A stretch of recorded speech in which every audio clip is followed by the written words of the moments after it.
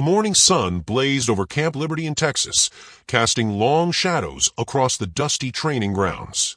Soldiers marched in perfect formation, while drill sergeants barked orders that echoed off the barracks walls.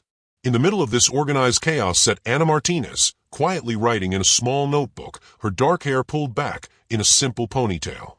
"Look at the bookworm," sneered Jake Thompson, a tall recruit from Ohio who thought his high school football experience made him Army material. "What are you writing, your diary?" His friends laughed as they walked past Anna's bench. Anna didn't look up. She simply closed her notebook and stood, brushing dust off her uniform. At 5'4" with a slight build, she looked more like a college student than a soldier. Her calm brown eyes showed no anger, no hurt, just quiet acceptance. "Hey, I'm talking to you," Jake said, stepping closer. "You even listening?" "I heard you," Anna replied softly, her voice barely above a whisper. The other recruits gathered around, sensing entertainment. Sarah Chun from California shook her head. "Girl, you need to stand up for yourself. This isn't summer camp." "Yeah," added Marcus Williams from Georgia. "You're going to get us all killed out there if you can't even handle some words." Anna picked up her notebook and started walking toward the mess hall. Behind her, she heard Jake's voice getting louder. "That's right, walk away. Just like you'll run when bullets start flying." The mess hall buzzed with conversation as soldiers ate their breakfast. Anna found an empty table in the corner, away from the noise. She opened her notebook again and continued writing, her pen moving smoothly across the page. "What's she always writing about?" whispered Lisa Rodriguez from New Mexico, sitting 2 tables away. "Probably love letters to her boyfriend back home," Jake said, raising his voice so Anna could hear. "Since she obviously ain't cut out for this life." Sergeant Davis walked through the mess hall, his heavy boots clicking on the floor. He was a tough man from Alabama who had served 3 tours overseas. He noticed Anna sitting alone and frowned. "Martinez," he called out, "you eating with the group today, or what?" Anna looked up from her notebook. "I'm fine here, Sergeant." "Fine doesn't win wars," Davis said. "You need to learn to work with your team." Jake stood up from his table. "Sergeant, with respect, some people just aren't meant for this. Maybe she'd be better in supply, or admin." The mess hall went quiet. Everyone turned to look at Anna, waiting for her reaction. She calmly closed her notebook and stood up. "I'll be wherever the Army needs me, Sergeant," she said simply. Davis studied her face for a moment. There was something in her eyes that didn't match her quiet demeanor, but he couldn't put his finger on it. "All right then," he said. "Training starts in 10 minutes. Everyone outside." As the recruits filed out of the mess hall, Anna stayed behind to clean her tray. Jake and his friends waited by the door. "You know what your problem is," Jake said as Anna approached. "You think you're better than us, but you're just scared." Anna stopped in front of him. She was almost a foot shorter, but something in her posture made Jake take a step back. "I'm not scared of you," she said quietly. "Then prove it," Jake challenged. "Tonight, after lights out. We'll see how tough you really are." Anna nodded once. "Okay." The training grounds were a maze of obstacle courses, climbing walls, and shooting ranges. The Texas heat was already brutal at 9 in the morning, and sweat poured down the recruits' faces as they ran through drills. "Martinez, you're falling behind," Sergeant Davis shouted as Anna struggled to keep up with the group during a 5-mile run. She didn't respond, just kept running. Her breathing was steady, controlled. While other recruits panted and complained, Anna maintained the same pace throughout the entire run. At the shooting range, Jake made sure to position himself next to Anna. "Hope you're better with a gun than you are at making friends," he said. Anna picked up her rifle and checked it carefully. Her movements were precise, methodical. She took her position, aimed, and fired. The target showed a perfect grouping in the center. Jake stared at his own target, which had holes scattered all over. "Lucky shot," he muttered. "Fire at will," commanded the range instructor. Anna fired 9 more shots. Every single one hit the bullseye. The range went quiet except for the sound of wind blowing across the empty Texas landscape. "Martinez," the instructor called out. "Where did you learn to shoot like that?" Anna lowered her rifle. "My father taught me, sir." "What did your father do?" Anna hesitated for just a moment. "He was a hunter, sir." But there was something in the way she said it that made several people exchange glances. The word hunter seemed to carry more weight than it should have. That evening, after dinner, the recruits gathered in the barracks. Jake had been talking all day about his challenge to Anna, and word had spread throughout the camp. Even some of the senior soldiers had heard about it. "So what's it going to be?" Jake asked as Anna sat on her bunk, writing in her notebook again. Push-ups? Arm wrestling? Or are you going to chicken out? Anna closed her notebook and stood up. What did you have in mind? Jake grinned. Hand-to-hand combat. No rules. First person to tap out loses. The other recruits formed a circle in the center of the barracks. Anna stepped into the middle, her face calm and expressionless. I don't want to hurt you, she said to Jake. The barracks erupted in laughter. Jake flexed his muscles and cracked his knuckles. Hurt me? Lady, I'm twice your size. Anna rolled up her sleeve slowly. As she did, something caught the light on her wrist. It looked like a tattoo, but it was partially covered by her watchband. You ready? Jake asked, getting into a fighting stance. Anna nodded and raised her hands. Her stance was different from anything they taught in basic training. It was lower, more balanced, like she was ready to move in any direction at once. Jake lunged forward with a wild swing. Anna stepped aside so smoothly, it looked like she was dancing. Jake stumbled past her and spun around, confused. Stand still and fight, he growled. Anna didn't say anything. She just waited. Jake charged again, this time trying to tackle her. Anna dropped low, grabbed his arm, and used his own momentum to flip him over her shoulder. Jake hit the floor hard, the wind knocked out of him. The barracks went completely silent. Jake got up slowly, his face red with embarrassment and anger. You got lucky, he said. He came at her again, more carefully this time. Anna waited until he was close, then moved with lightning speed. Her hand shot out and touched a specific point on Jake's neck. He froze for a second, then collapsed to the floor, unconscious. The recruits stared in shock. Anna knelt down and checked Jake's pulse, then gently shook his shoulder. He woke up a few seconds later, looking confused and scared. What happened? He asked. You lost, Anna said simply, helping him to his feet. As the crowd dispersed and everyone went to their bunks, whispers filled the barracks. Anna returned to her bed and opened her notebook again, writing as if nothing had happened. But Sergeant Davis had been watching from the doorway.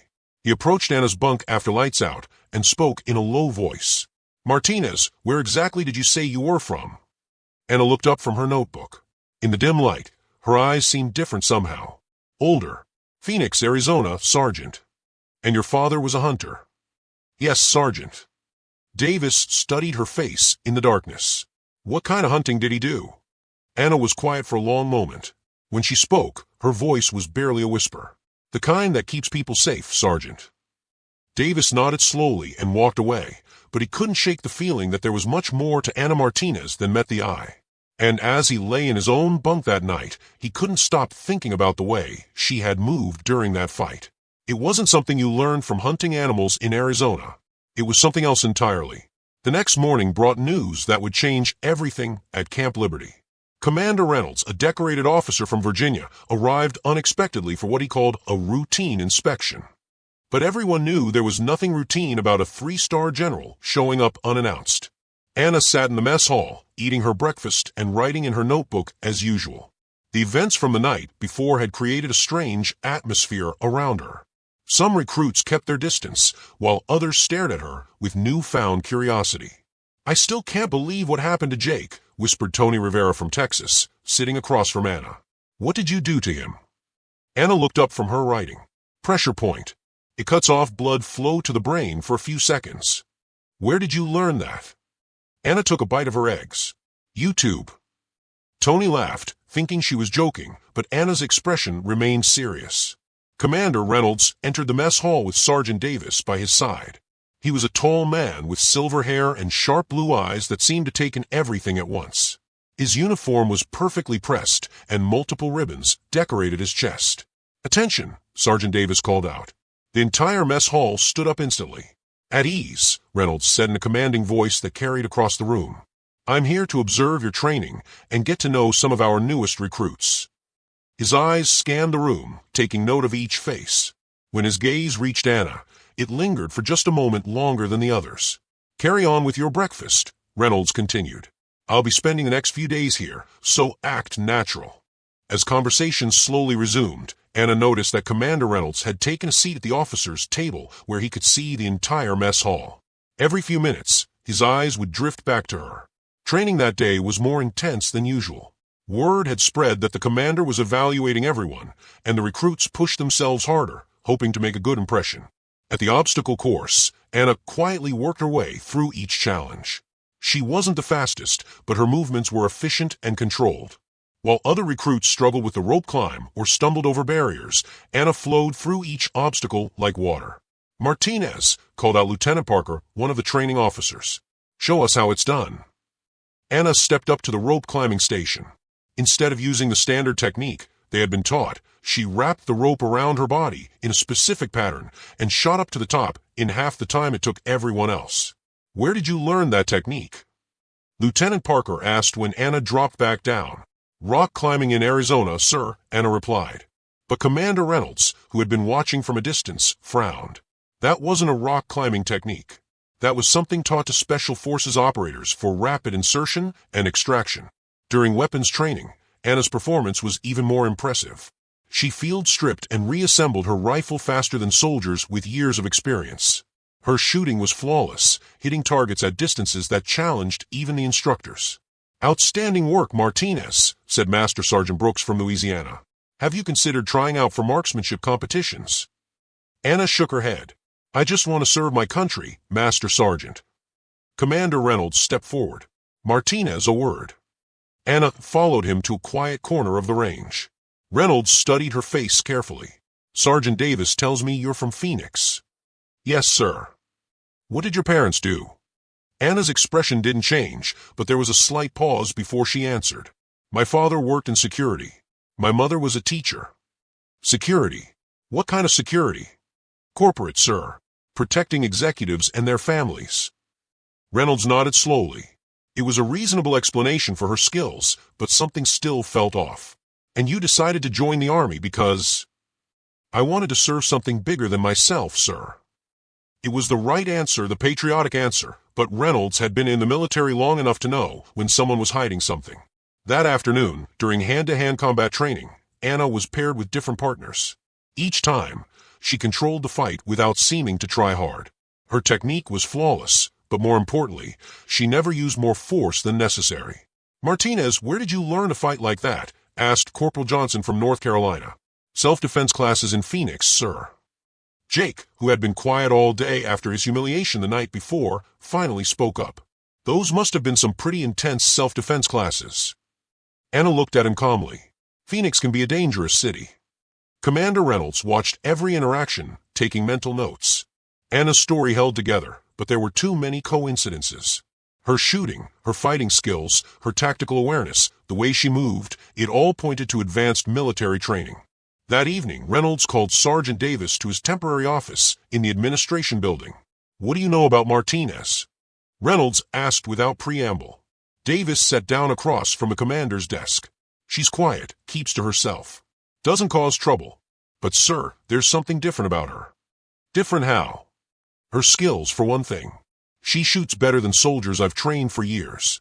Her combat technique is unlike anything we teach here. And yesterday—" Davis paused.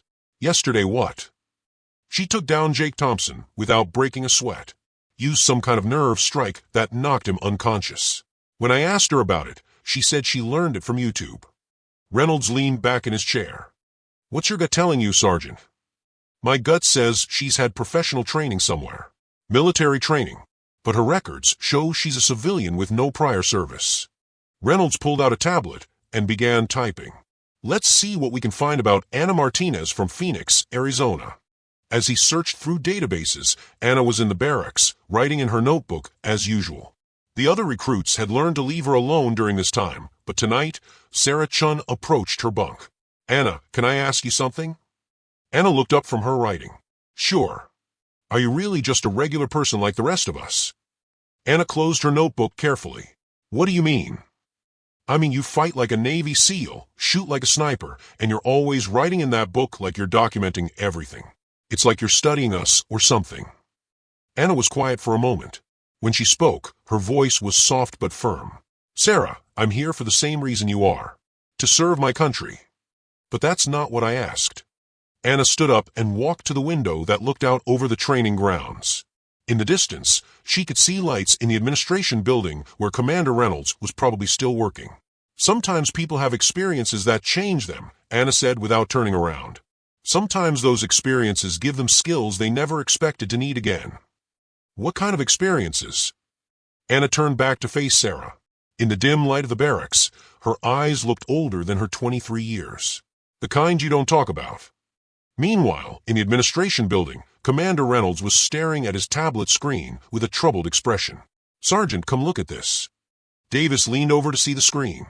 It showed Anna's background check, but there was something strange about it. "Her records are clean," Davis said. "Too clean." "Exactly. Look at this. Anna Martinez, born in Phoenix, graduated high school with honors, worked part-time jobs, no criminal record, no military service. But look at the dates." Davis studied the information more carefully. "Sir, there's a 2-year gap here. From age 18 to 20.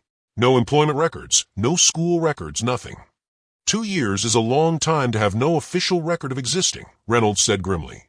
"What do you think happened during those 2 years? Reynolds closed the tablet. "I don't know, but I'm going to find out. In the meantime, keep a close eye on Martinez. And Sergeant." "Yes, sir." "Don't let her know. We're looking into her background. If she really is hiding something, I want to know what it is before she realizes we're on to her." As the lights went out in the barracks that night, Anna lay in her bunk staring at the ceiling. She knew Commander Reynolds suspected something. She had seen the way he watched her, the careful questions he asked. She reached under her pillow and pulled out her notebook, opening it to a page near the back. In the dim light, she could barely make out the words she had written there weeks ago when she first arrived at Camp Liberty. Day 1. Infiltration successful. Cover story holding. Mission parameters unchanged. Target location unknown. Time frame unknown. Primary objective, remain undetected until contact is made. Anna closed the notebook and put it back under her pillow. She had hoped her past would stay buried, but she was starting to realize that some secrets were too big to hide forever. In the administration building, Commander Reynolds was making a secure phone call to Pentagon intelligence. "I need a full background workup on a recruit," he said into the encrypted line. "Anna Martinez. And I need it fast. There's something about this girl that doesn't add up, and I have a feeling she's not who she claims to be." As he hung up the phone, Reynolds looked out his window toward the barracks where Anna was sleeping. Tomorrow would bring new challenges, new tests, and hopefully new answers. But he had no idea that the answers he was looking for would reveal a truth more shocking than anything he could imagine.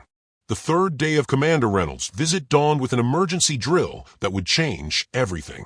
At 0500 hours, alarms blared throughout Camp Liberty, jolting everyone from their sleep. "This is not a drill," Sergeant Davis shouted as recruits scrambled to get dressed. "Unknown hostile forces have been detected approaching the perimeter. All trainees report to stations immediately." Anna was already dressed and ready before most recruits had even gotten out of bed. She moved with calm efficiency, checking her gear and helping others who were struggling in the dark. "How are you so ready?" gasped Marcus, still trying to put on his boots. "Light sleeper," Anna replied, but the truth was that old habits from her missing 2 years died hard.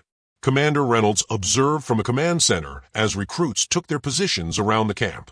This was an exercise designed to test their readiness and decision-making under pressure. What he didn't expect was how naturally Anna seemed to take command of her group.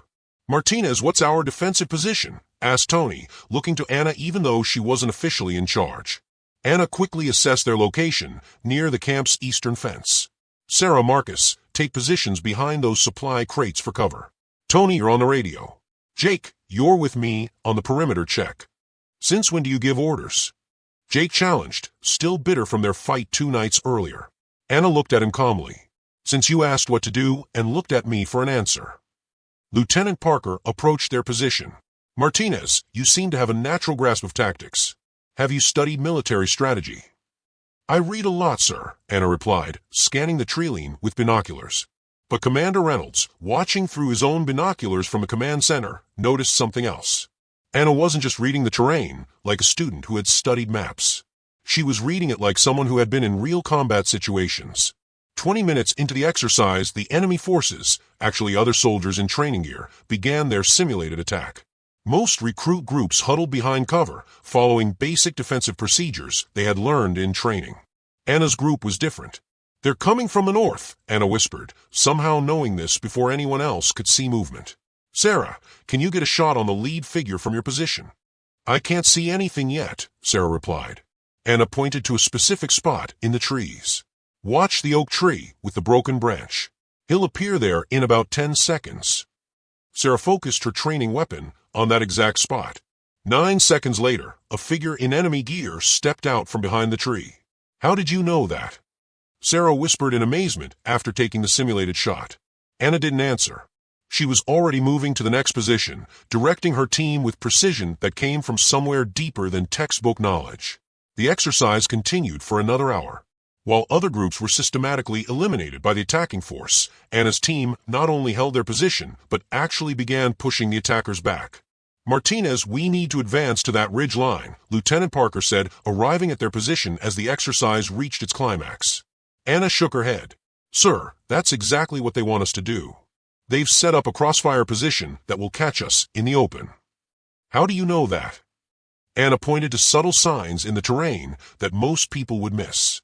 See how the grass is flattened in those 2 spots? And the way the birds stopped singing in that section of trees? They have at least 3 shooters waiting. Lieutenant Parker looked where she was pointing and realized she was absolutely right. So what do you suggest? Anna studied the battlefield for a moment. We go around. There's a dry creek bed about 50 meters to the west. We can use it for cover and approach from their blind spot. As Anna's team executed her plan perfectly, Commander Reynolds watched in growing amazement and concern. This wasn't lucky guessing. This was battlefield experience. The exercise ended with Anna's team successfully completing their objective while all other groups had failed. As the recruits gathered for debriefing, there was a new respect in how they looked at Anna. Outstanding work, Martinez, Commander Reynolds said as he approached her group. That was some impressive tactical thinking. Anna simply nodded. Thank you, sir. Walk with me, Reynolds said. They moved away from the group, walking along the fence line that bordered the camp. Reynolds studied Anna's face in the morning sunlight. Anna, I'm going to ask you a direct question, and I want a direct answer. Yes, sir. Have you had military training before joining this camp? Anna met his gaze steadily. No, sir. Not officially. Not officially. What does that mean? Anna was quiet for a moment. It means my father taught me things that most fathers don't teach their daughters.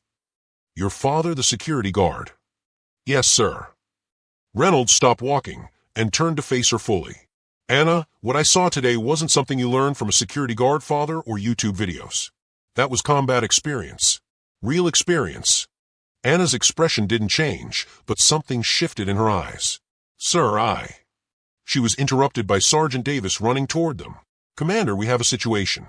Real this time, not an exercise. Reynolds immediately shifted into command mode. What's the situation? Armed group has taken hostages at the Pine Valley Community Center about 10 miles from here. Local police are requesting military assistance. They specifically asked for anyone with hostage negotiation or tactical rescue experience. Reynolds nodded grimly.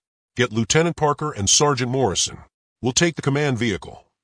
As they started to move, Anna spoke up. Commander, request permission to assist. Reynolds stopped. Martinez, this is a real situation, not training. I understand, sir. Something in her tone made Reynolds look at her more carefully. There was no fear in her eyes, no excitement, just calm readiness. You'll observe only. Stay in the vehicle and do not engage unless specifically ordered. Yes, sir. The ride to Pine Valley was tense. The community center was a small building that served the local town's recreational needs. According to radio reports, 3 armed men had taken 12 people hostage, including several children. When they arrived, the scene was chaos. Police cars surrounded the building, and the local SWAT team was setting up positions. The incident commander, Captain Williams, briefed Reynolds on the situation. 3 suspects heavily armed. They're demanding a helicopter and safe passage. We have eyes on some of the hostages through windows, but we don't know the exact layout inside. Anna, who had been quietly observing from a command vehicle, suddenly spoke up. Captain Williams, may I see the building schematics? Williams looked at Commander Reynolds questioningly. She's one of our tactical trainees, Reynolds said carefully. Williams spread the building plans on the hood of a car. Anna studied them for less than 30 seconds. The hostages will be in the main recreation room here, she said, pointing to a specific spot on the plans. It's the most defensible position with multiple exits for the suspects. They'll have at least 1 person watching each entrance, and the 3rd will be with the hostages as insurance. Captain Williams stared at her. How do you know that? Anna looked up from the plans. Basic tactical positioning. If I were them, that's what I would do. And if you were us, what would you do? Reynolds was about to stop the conversation, but Anna was already answering. Two-pronged approach. Create a distraction at the main entrance to draw attention, then breach through the kitchen service entrance here. She pointed to a door on the side of the building. The kitchen connects to the recreation room, but there's a serving window that will give you sight lines without full exposure. Captain Williams looked at the plans again, then at his tactical team leader. That could work, but the timing would have to be perfect. 60 seconds from distraction to breach, Anna said. Any longer, and they'll realize it's a diversion. Reynolds stepped forward. Captain, I appreciate the input, but Martinez is just a trainee. Before Williams could respond, Anna did something unexpected. She started rolling up her right sleeve, which had been buttoned at the wrist since the day she arrived at camp. Actually, Commander, she said quietly, there's something you should know. As her sleeve rolled up past her wrist, a tattoo became visible. It was small, precise, and to most people would look like a simple design. But to Commander Reynolds, who had spent 30 years in military service, it was instantly recognizable. It was a kill code tattoo, a marking that only certain special operations personnel were authorized to have. Each mark represented a confirmed elimination of high-value targets in classified operations. Anna had 7 marks. Reynolds froze, his face going pale as he counted marks. Captain Williams looked confused, not understanding what he was seeing. Martinez, Reynolds said, his voice barely above a whisper. Where did you get that tattoo? Anna met his eyes directly. The same place I learned everything else, sir. The weight of that statement hit Reynolds like a physical blow. Anna wasn't just hiding her past. She was hiding the fact that she was likely one of the most dangerous people on the base. Who are you? He asked. Anna looked at the community center, where innocent people were trapped, then back at Reynolds. Right now, sir, I'm someone who can help save those hostages. Everything else can wait. Captain Williams, still not understanding the full implications of what he was witnessing, made a command decision. I don't care if she's a trainee or a general. If she can help us get those people out alive, I want to hear what she has to say. Anna nodded and turned back to the building schematics. As she began outlining a detailed tactical plan that was more sophisticated than anything the local SWAT team had considered, Commander Reynolds realized that everything he thought he knew about Anna Martinez had been a lie. But as he watched her work, efficiently and calmly planning an operation to save innocent lives, he also realized that maybe the lie wasn't the most important thing about her. Maybe what mattered was what she was willing to do with the truth. The hostage situation unfolded exactly as Anna had predicted. Her tactical plan worked flawlessly. The diversionary team drew the suspect's attention to the main entrance while the breach team entered through the kitchen. All hostages were rescued without injury, and the 3 armed men were taken into custody. But as they drove back to Camp Liberty in tense silence, Commander Reynolds couldn't stop staring at Anna's wrist, where the kill code tattoo was now visible. 7 marks meant 7 confirmed eliminations. For someone who claimed to be 23 years old with no official military service, it was impossible. Martinez, Reynolds said finally, when we get back to base, you and I are going to have a very long conversation. Anna nodded. Yes, sir. I understand. Sergeant Davis, who had remained quiet during the entire operation, finally spoke up. Commander, what exactly is that tattoo? I've never seen anything like it. Reynolds exchanged a glance with Anna before answering. It's a special operations marking, Sergeant. Very few people are authorized to have one. What does it mean? This time Anna answered. It means I'm not who I said I was. When they arrived back at Camp Liberty, word of Anna's role in the successful hostage rescue had already spread among the recruits. But instead of celebration, there was an atmosphere of confusion and suspicion. Who was Anna Martinez really? Reynolds escorted Anna directly to his temporary office in the administration building. He closed the door and activated a signal jammer that would prevent any electronic surveillance. Sit down, he said, his voice carrying the weight of command authority. Anna took a seat across from his desk, her hands folded calmly in her lap. Even now, facing exposure of her deepest secrets, she showed no signs of stress or panic. I'm going to ask you one more time, Reynolds said. Who are you? Anna was quiet for a long moment, considering her words carefully. My name really is Anna Martinez. I really am from Phoenix, Arizona. And I really did decide to join the Army to serve my country. But you're right that there are parts of my story I haven't told. Like the part where you somehow acquired advanced special operations training and a kill code tattoo. Anna looked down at her wrist where the 7 marks were still visible. The missing 2 years in my background check. That's when it happened. Reynolds leaned forward. Tell me everything. Anna took a deep breath and began to speak in a voice that was steady but carried the weight of difficult memories. When I was 18, I was recruited by a classified program. I can't tell you which agency or even which branch of government. What I can tell you is that they were looking for people with specific characteristics, young, intelligent, physically capable, and with certain psychological profiles. What kind of program? The kind that officially doesn't exist. We were trained for operations that required complete deniability. No official records, no government connection if we were caught, no acknowledgement if we were killed. Reynolds felt a chill run down his spine.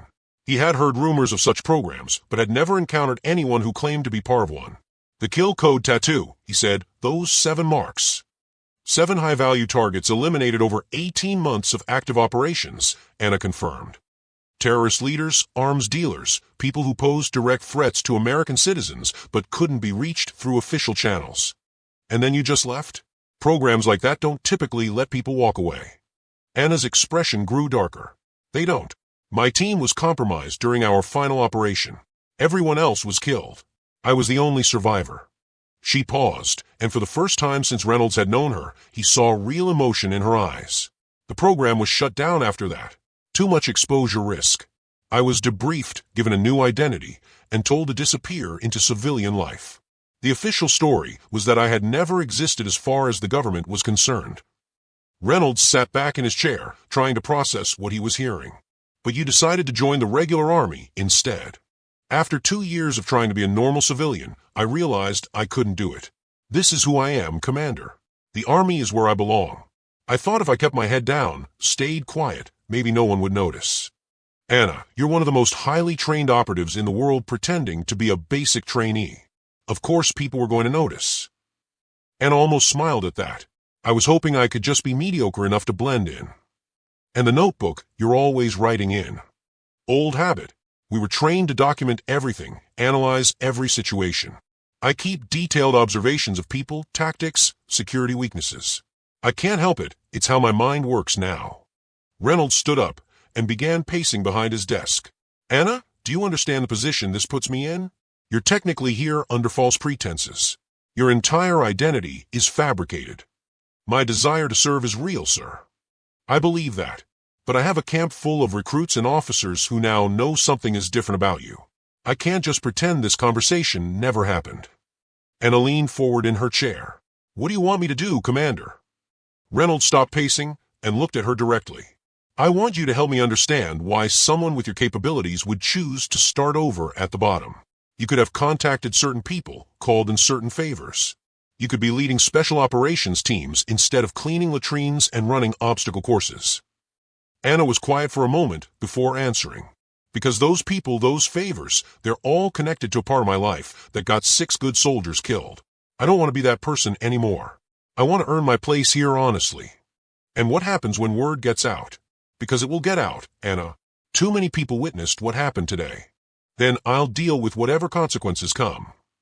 Reynolds made a decision. Here's what's going to happen. I'm going to make some calls, verify what you've told me. If your story checks out, we're going to find a way to make this work officially. Anna looked surprised. Sir, the Army needs people like you, Anna. People with your skills and experience. But we need them operating in the open, not hiding in the shadows. And if my story doesn't check out? Reynolds met her gaze steadily. Then we'll cross that bridge when we come to it. That evening, Anna returned to the barracks to find a very different atmosphere waiting for her. The other recruits had heard pieces of what happened at Pine Valley, and rumors were spreading like wildfire. Is it true you planned the whole rescue operation? Sarah asked as soon as Anna walked through the door. Anna sat down on her bunk without answering, but Jake stood up from across the room. I want to know what that tattoo means, he said loudly enough for everyone to hear. Because I've been asking around and nobody wants to tell me. Anna looked at Jake calmly. It means I've had different experiences than you have. Different experiences? Lady, you fight like a ninja, shoot like a sniper, and apparently plan military operations in your spare time. That's not different experiences, That's different training. The barracks went quiet as everyone waited for Anna's response. She could feel the weight of their stares, their questions, their growing suspicion. You're right, Anna said finally. I have had different training. Marcus stepped forward. What kind of training? Anna stood up and looked around the room at all the faces watching her. These people had been her teammates for weeks. They deserved some version of the truth. The kind you get when your country needs things done that can't be done officially, she said simply. Tony's eyes widened. You were special forces. Something like that. Jake shook his head. Then what are you doing here? Why are you pretending to be like us? Anna was quiet for a moment, choosing her words carefully. Because I wanted to serve openly. Honestly. Without secrets. But you've been lying to us this whole time, Sarah said, hurt evident in her voice. Anna nodded. Yes, I have. And I'm sorry for that. But my reasons for being here are real. I want to be a soldier, not a shadow. Lisa spoke up from her corner bunk. So what happens now? Do you get transferred to some special unit? I don't know, Anna admitted. That's not up to me.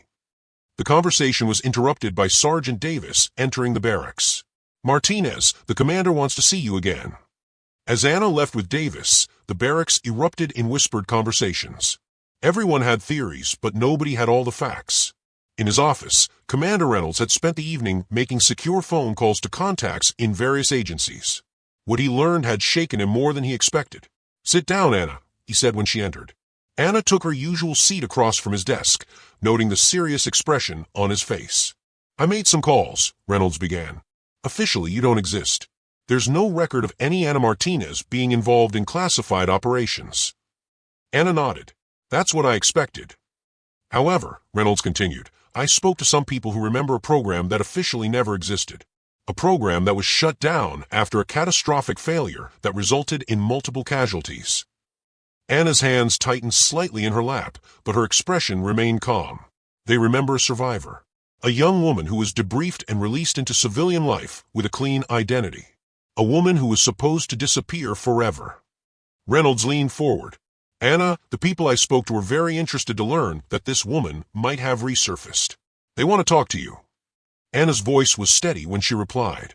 I'm not interested in talking to them. That might not be your choice. Anna looked directly at Reynolds. Commander, with respect, I've served my time in the shadows. I've done things for this country that I can never talk about, never get recognition for, never even acknowledge happened. I came here to serve openly as a regular soldier. That's all I want. Reynolds studied her face. And what if they don't let you? Then I'll deal with that when it happens. Reynolds made a decision that would change both of their lives. Anna, I'm going to offer you something. A chance to serve openly, but using your real skills. Anna looked confused. Sir, I'm recommending you for immediate transfer to Officer Candidate School, followed by assignment to Special Operations Planning Division. Your official record will show accelerated training based on exceptional aptitude, not prior experience. Anna stared at him. Why would you do that? Because you're right. This country needs people like you serving in the light, not hiding in the darkness. And because I believe you really do want to serve honestly. Anna was quiet for a long moment. When she spoke, there was emotion in her voice for the first time. Commander, I've spent the last 2 years trying to forget who I used to be. I came here hoping I could just be a regular soldier. Anna, you'll never be a regular soldier. But you can be an exceptional one. The question is whether you want to do it officially or keep pretending to be something you're not. Anna looked down at her wrist where the kill code tattoo was still visible. 7 marks that represented 7 lives ended in service to her country. 7 secrets she would carry forever. If I accept this transfer, what happens to the people here? The other recruits? Reynolds understood what she was really asking. They'll be told that you showed exceptional leadership potential and were selected for accelerated advancement. It happens more often than you'd think. Anna nodded slowly. And my past stays buried. As buried as it ever was. The only difference is that now you'll be serving in a capacity that actually uses your abilities. Anna stood up and walked to the window that looked out over the training grounds where she had spent the last few weeks pretending to be someone she wasn't. Commander, there's something else you should know. Reynolds waited. The notebook I'm always writing in. It contains detailed security assessments of this entire facility.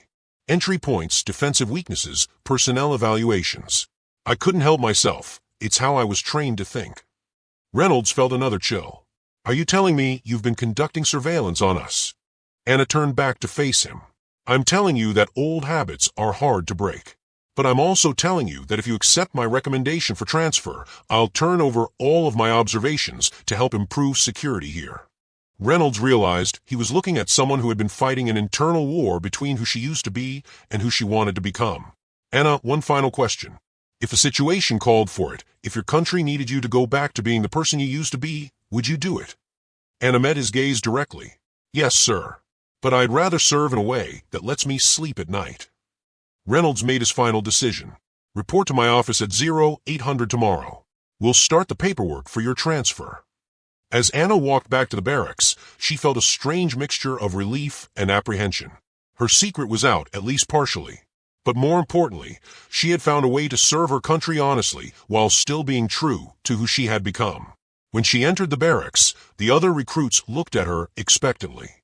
Well? Sarah asked. Anna sat down on her bunk and looked around at the faces that had become familiar over the past few weeks. I'm being transferred, she said simply. Where? Tony asked. Officer training. Jake shook his head. Of course you are. I guess being a secret super soldier has its advantages. Anna looked at him seriously. Jake, everything I did here, every test we took, every obstacle I completed, I did it the same as everyone else. I never used my background to get ahead. But you could have, Marcus pointed out. Yes, Anna admitted. I could have. But that wouldn't have proven anything to myself. Sarah sat down on the bunk next to Anna. What you did today, saving those hostages, that was incredible. Anna shook her head. What we did today, it was a team effort. I just helped with the planning. Is that how it always was for you? Lisa asked quietly. Team efforts. Anna's expression grew sad. It was supposed to be. But teams can be broken. People can be lost. That's why I wanted to start over here with all of you. To remember what it feels like to be part of something positive. The barracks was quiet for a moment as everyone processed this. Finally, Tony spoke up. For what it's worth, Anna, you were never a liability to us. You were always one of the team. Anna smiled for the first time in days. Thank you. That means more to me than you know. As lights went out that night, Anna lay in her bunk thinking about the future. She would be leaving Camp Liberty soon, moving on to officer candidate school, and eventually to a position where she could serve openly. But she would always remember these weeks when she got to be just Anna Martinez, regular recruit, trying her best alongside everyone else. She pulled out her notebook one last time and wrote a final entry. Day 28, mission parameters changed. Cover no longer necessary. New objective, serve with honor in the light instead of the shadows. Primary lesson learned. Sometimes the person you're trying to become is more important than the person you used to be. She closed the notebook and placed it on her nightstand. Tomorrow she would turn it over to Commander Reynolds, along with all her security observations. It would be the last secret she kept from the people she served with. As she drifted off to sleep, Anna Martinez, former Ghost operative, current Army recruit, future officer, finally felt like she was exactly where she belonged. Her journey from liability to leader hadn't been about proving others wrong. It had been about proving to herself that she could serve her country with honor, in the open, as the person she chose to be rather than the person she had been trained to become. And in the end, that was enough. It was more than enough. The next morning would bring new challenges, new responsibilities, and new opportunities to serve. But tonight, for the first time in years, Anna Martinez slept peacefully, knowing that she had finally found her way home. 3 months later, Second Lieutenant Anna Martinez stood in the briefing room at Fort Jackson in South Carolina, addressing a group of newly arrived recruits. Her uniform bore the fresh gold bars of her rank, earned through officer candidate school where she had excelled without hiding her abilities. Leadership isn't about being the loudest person in the room, she told the eager faces looking up at her. It's about being the person others can count on when everything goes wrong. In the back of the room, Commander Reynolds watched with satisfaction. Anna's transition to officer had been seamless, and her reputation as a tactical planning specialist was already growing throughout the special operations community. After the briefing, Anna walked across the base to the communications center where she had a weekly video call scheduled. On the screen, the familiar faces of her former bunkmates appeared from various locations where their own military careers had taken them. Look at you, all fancy with your officer bars, Sarah laughed from her posting in Germany, where she was now a communications specialist. Don't let it go to your head, Jake added from his assignment in Virginia. The animosity between them had long since evolved into mutual respect and friendly teasing. Tony waved from his deployment in Japan. Hey Anna, remember when you said you just wanted to be a regular soldier? Anna smiled. I still am a regular soldier. I just happen to have an unusual background. Marcus, now stationed at Fort Hood in Texas, shook his head. There's nothing regular about you, and that's exactly what makes you a great officer. These weekly calls had become a tradition, a way to maintain the bonds they had formed during those crucial weeks at Camp Liberty. Anna treasured these connections more than any medal or commendation she might receive. Speaking of which, Lisa chimed in from her base in California. We saw the news about that hostage situation in Denver last month. Was that your planning? Anna nodded modestly. I provided tactical consultation. The local SWAT team executed the operation perfectly. 0 casualties, all hostages safe, suspects captured alive, Sarah read from her tablet. That's becoming a pattern with operations you're involved in. Anna felt a warmth in her chest that had nothing to do with pride and everything to do with purpose. That's the goal. Every life matters. After the call ended, Anna walked to her small office where she kept a framed photo of her team from basic training. They were all smiling, mud-covered from an obstacle course, arms around each other's shoulders.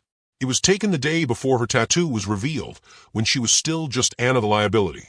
Her desk phone rang, interrupting her thoughts. Lieutenant Martinez, she answered. Anna, it's Commander Reynolds. I have something I think you'd be interested in. Anna straightened slightly. Reynolds was now her direct supervisor in the Special Operations Planning Division. Yes, sir. I just got off a call with the Pentagon. They're putting together a new program. Elite tactical training for selected officers with emphasis on unconventional warfare and hostage rescue operations. Anna felt her pulse quicken slightly. Sir. They want you to head up the program. Design the curriculum, select the candidates, run the training. It would be completely above board, fully documented, with full military recognition for everyone involved. Anna sat down slowly. Commander, are you offering me the chance to train others the way I was trained, but without the shadows? That's exactly what I'm offering. You'll be taking everything you learned in that classified program and using it to make our official special operations even better. Anna looked at the photo on her desk, then at the kill code tattoo on her wrist that was no longer hidden under long sleeves. What would we call this program? Reynolds chuckled. That's up to you. But I was thinking something that reflects your journey.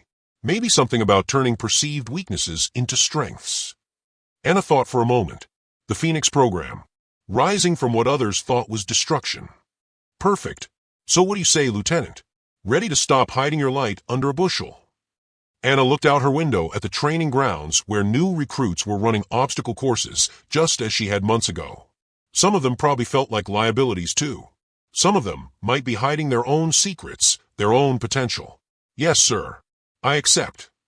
6 months later, Anna stood before the first class of Phoenix program candidates. They were hand-selected officers from various branches, all with exceptional abilities that hadn't been fully recognized by traditional military structures. Welcome to Phoenix program, she began, looking at the diverse group of faces before her. Some of you are here because you've been underestimated. Others because you have skills that don't fit into normal categories. All of you are here because you have the potential to save lives in ways that others cannot. She paused, rolling up her sleeve to reveal the kill code tattoo that had changed everything. My name is Lieutenant Anna Martinez, and I was once called a liability too. I'm here to teach you that what makes you different isn't a weakness to hide, it's a strength to develop. One of the candidates, a quiet young man from New York, raised his hand. Ma'am, what if we've made mistakes in our past? What if we're not sure we deserve to be here? Anna smiled, remembering her own doubts and fears. Then you're exactly where you need to be. This program isn't about perfection. It's about taking who you are, including your mistakes, your struggles, and your unique experiences, and turning all of that into something that serves others. Another candidate, a woman with scars on her hands, spoke up. What if people don't trust us because we're different? Then you prove them wrong by your actions, not your words, Anna replied. Trust is earned through consistency, courage, and putting others before yourself. Every day, in small ways and big ones. As the day progressed, Anna watched these new candidates work together, already beginning to form the bonds that would make them an effective team. She saw herself in their determination, their questions, their quiet.